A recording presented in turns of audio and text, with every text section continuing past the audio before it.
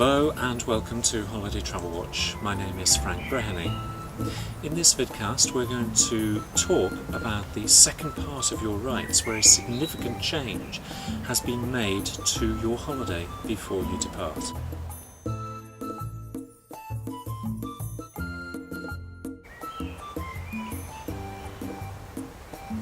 We're often contacted by holidaymakers through our telephone helpline or email, telling us about the awful experiences they had where their holiday that they've saved for so long has been seriously changed before departure. I happen to have one such example here, which says, 4 weeks from going on holiday with 2 children and my in-laws, my wife received a letter informing us that the hotel that we had booked in January 2009 and paid for in full had been overbooked.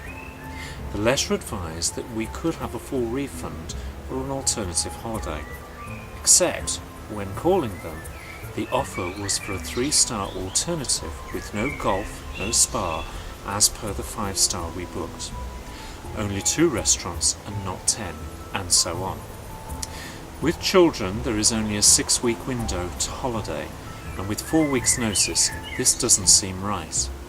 And to offer a lower grade accommodation is rude, and notification by a personal letter is also rude. Needless to say, no compensation package was offered either. Everything was booked from golf clubs in additional baggage to reserve seats at hotels at airport and an additional car hire. All these bookings need to be untied, and I'm not sure if we can get any money back for these items as yet. Is there anything that we can do?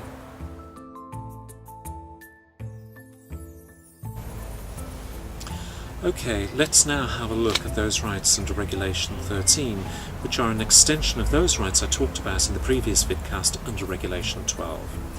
I'm going to do it in 2 ways. First of all, I'm going to talk to you about the actual rights, and then I'm going to talk to you about compensation.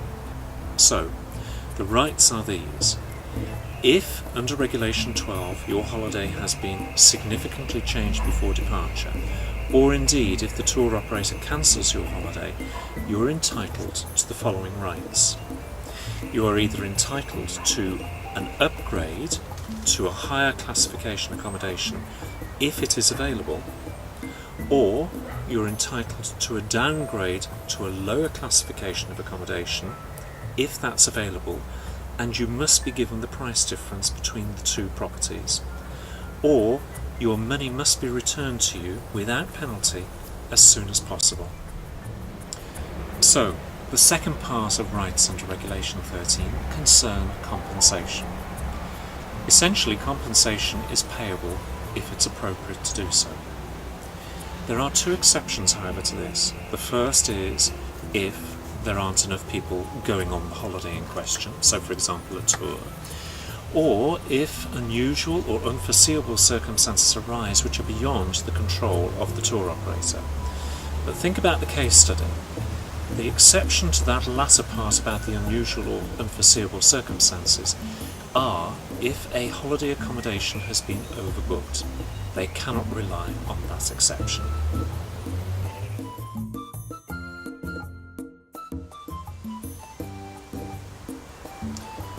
So whenever you have this problem arising before you depart, it could be simply that the hotel is overbooked, or as in the case study that I've read to you, that there are significant changes to what you contracted for originally, or it could simply be that the hotel is not safe to go to. Perhaps there's a mass outbreak of illness. In those circumstances, I would certainly advise you to use the rights that are contained on our website, use the information of this particular vidcast, but I would also use where there are demonstrations, sometimes you'll find them in TripAdvisor, of holidaymakers making reports of particular problems.